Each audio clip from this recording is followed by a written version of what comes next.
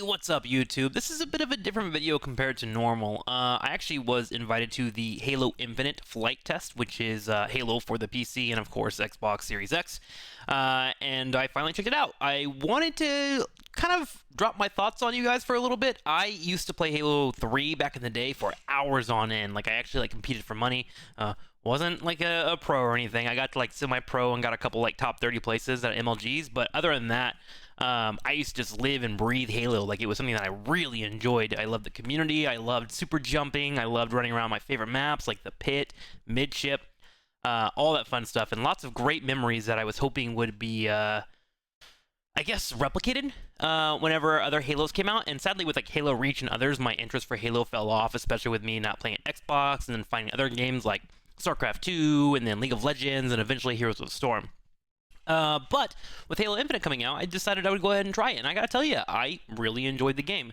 I do think the beta has some bugs and stuff that was kind of annoying overall, and I'm gonna show you some video and walk you through like my thought process of the game, and maybe talk about some of the stuff that I did enjoy and some of the stuff that I thought was a little frustrating. But let's go ahead and jump into it. Let's go ahead and check out a game of Halo Infinite. This was, again, during a beta phase. It is a flight. If you see anything that looks a little bit weird, it could be adjusted and fixed before the game comes out in December. But let's go ahead and jump on in.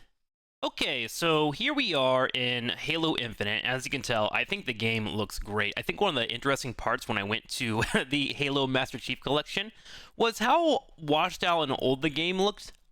Which is like fine, you know, it's a game that's got a few years old, and one thing that I've learned over the years is nostalgia is a hell of a drug, but I think they've made this game look great. It looks like Halo, it runs like Halo, and it moves like Halo, which is great. You notice here that we are sprinting occasionally. One of the things that I disliked about Halo whenever it started to go down the route of trying to replicate some of the things that you saw in like a Call of Duty was the sprint functions, big jumps, big bursts, all that kind of stuff. I'm happy to say that the sprint here is kind of like a mild jog, if anything. You're not sprinting and running across the map and kind of juking out your opponent, which is something that I really didn't want to deal with in any way, shape, or form. The run just moves you a little bit faster, which gives you some room to maybe run around a corner and then replenish your shields, which I think perfectly works in Halo. A lot of the strength is actually in the strafe. The strafe of the game is always what Halo's been about. I think it was best brought up by Christian. I was on a podcast this last weekend. We were talking about Halo a little bit, and he brought up the dance of Halo. I always assumed and called it the chess match, right? Where if someone shoots you first, you still have a chance to turn around, outstrafe them, get a couple shots, especially in like battle rifle versus battle rifle. In this game, the strafe speeds you up when you go from left to right, which is so important for being able to juke shots coming your way. The clips are just long enough to where you can secure a kill in a one-on-one situation, especially on the assault rifle, to where if you miss a couple shots, you can catch someone in a reload animation and try to kill them off, which I think works a lot here. One thing as well is every single weapon you can zoom in on. You'll see it a couple times here with the assault rifle, which I thought was a nice addition. I don't remember if everything did that in Halo 3 and Halo 2. Correct me if I'm wrong. I'm pretty sure some weapons didn't have zoom-ins, but sometimes you want to zoom in and try and get that couple of shots off here and there. And of course the grenade play is back. You get two grenades: plasma grenade, the sticky nades from the brutes, and then of course the frag grenades.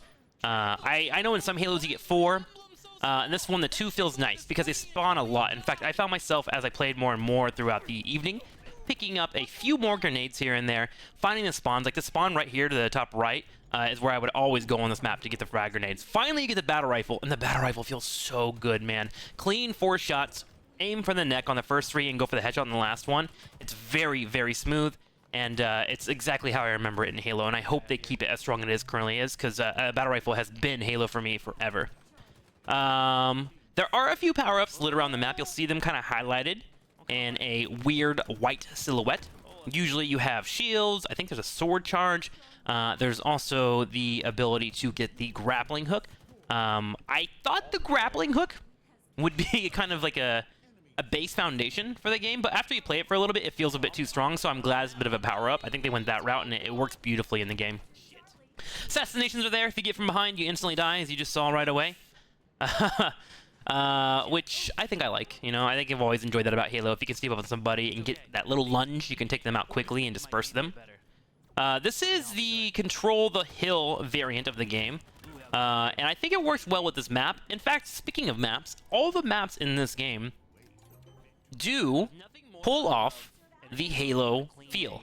You play around the arenas, you hold down the angles, you shoot from certain spots, and what you can do is kind of control spaces of the map. And usually in the middle, there's this big open route where you can run down and try to rush your opponent or attempt to help your teammates go for a push, which is what Halo has always had.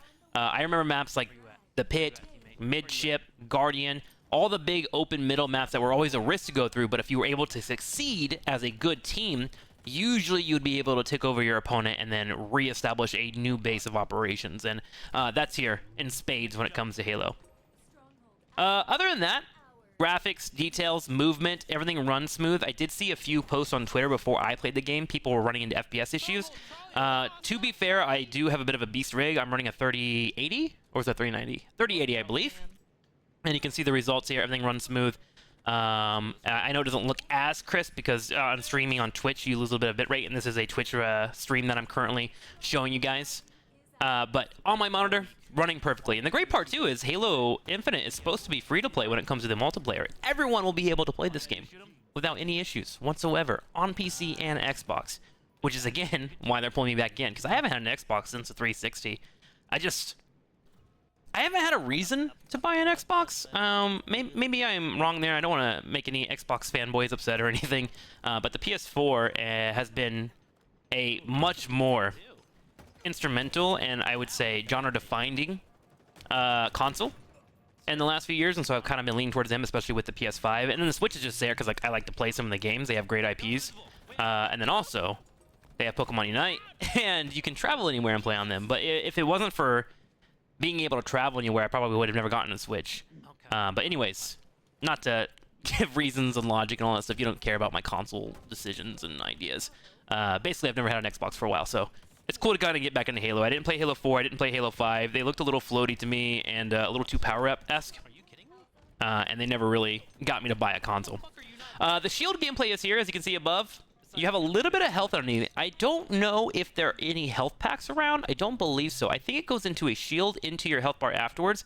And I've been looking at the bars the entire time. I think it might regenerate behind the shield, which I think is a good addition. I don't really care for like holding health packs in Halo. I don't know. That's like Call of Duty, my battle royales. Oh, one thing I loved about grenades, you just saw there, grenade bounces are back. I always thought bouncing off grenades, walls, setting up angles, finding the perfect area to flush somebody out was always a enjoyable part of the FPS genre. And this game so far has delivered on it. This is a new gun, by the way, that you're looking at right now. I don't know about this gun. It's got a bit of a bloom on it. You can see in the middle right there. And so I know I'm not hitting all these shots, but sometimes I would be shooting. I'm like, are these even hitting? It feels very inconsistent, and I'm wondering if I'm spamming a bit too much. I need to play a little bit more with this gun. I just kind of dabbled with it a little bit. I didn't rush it over and over. Oh, and that does bring me to the sniper rifles. Some of you might be worrying about the sniper rifles. No scoping is gone. They have added a pretty sizable bloom to the sniper rifle, and do I like it? I think I like it because there's crossplay, and PC players with the sniper, anyways, have an inherent advantage over people because they can quickscope and be accurate, right? The weird counter side to that argument is that usually when it comes to strafing, console players have an advantage because they're able to move with their left analog stick, and it's harder to move with WASD. Right here, I'm playing with keyboard and mouse. And I will say I did have some issues getting my strafe down the way I wanted it to, similar to what I did on the Xbox 360 with my controller. Maybe that'll come with practice, but the aiming feels good. The strafing felt a little off on keyboard, and I'm sure that feels great on a controller. I've seen a few people talk about it. They say it feels good on the controller. So, anyways, with that whole conversation brought up, their way to approach it and make it safe for both console players and snipers is to add a bloom to the sniper rifle on quickscope only. If you scope in, it's 100% accurate, which I think it makes sense. Like, that's Fortnite, that's most games nowadays. And, you know, the sniper rifle in Halo has always had its place of being kind of a big playmaker power weapon, but maybe a slight nerf is totally warranted here. I didn't hate it. It was a bit jarring at first, but I got around to it. Okay.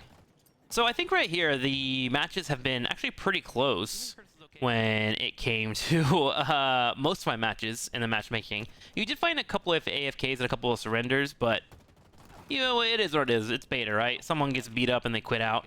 Oh! Something that is also enjoyable is there is the ability to talk to your teammates. So, you know, if you beat me, you are more than welcome to tell me that you screwed my mom last night. And I'll say thank you to you, and then we can go about our way. The whole Xbox Live. uh, it's just so funny to me. The Xbox Live experience is back and good to go. There are a couple of power weapons. You're probably asking about the sword. I haven't seen the sword myself, but I have picked up the Guardian Hammer. And in fact, I think I grabbed the Guardian Hammer towards the end here, because my chat was kind of asking to see it.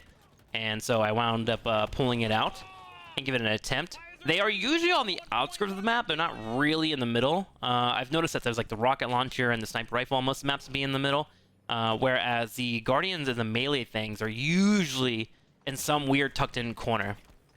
And I think power weapons are a massive balance when it comes to Halo. They have to be on point and they have to be timed out. So keep an eye out for that. Oh, speaking of timing, let's see if we can see a video here. So whenever you run by a weapon, keep an eye out for it. There is usually a blue indicator bar above the weapon that lets you know if it's going to be respawning soon. So you don't have to memorize anything, but you can keep an eye on it and get a glance and get an idea of when a new weapon's going to be popping up. So if you want to push out for a play or grab some area, grab some high ground, you certainly can do that. Oh, and the assault rifle sucks so bad at long range. I usually pepper a lot of people. I like assist a lot in Halo. I come from a background, as I mentioned earlier, where I used to play competitive, and just putting shots on people was such a massive win. Getting 1 or 2 hits from across the map when they're trying to rotate. So you'll see me do that a lot. Oh, there's a Guardian Hammer there. Do I pick it up here? Sir, I need that hammer. Yep. I picked it up.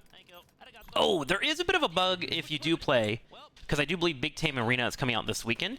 If you do play, there is a bug with weapon switching, and it hasn't been confirmed by Microsoft or 343 Studios, but I'm assuming they're going to fix it. Whenever you go to switch out a weapon that is reloading or going through a cooldown animation, it doesn't switch the weapon. It pulls back your weapon that you were originally trying to get off of, and it will immediately force you to play weapon number 1, which I think is awful. So if it's not, so if it is intended, do not play this game, because holy shit, it's awful. Halo is all about the main weapon, and of course the secondary weapon is switching up. But anyways, this is what Halo looks like. I enjoyed it. Let me know if you enjoyed this kind of video. I haven't recorded something like this in a long time, and these thoughts from me kind of just like throwing out verbal diarrhea. Again, I have New World in about 8 hours I'm preparing for, but hopefully you enjoyed Halo Infinite. Hopefully you check it out. There will be a big team arena battle next weekend. I don't think I'll be partaking in that because I'll be so busy in New World, but I hope you do, and I hope you check it out.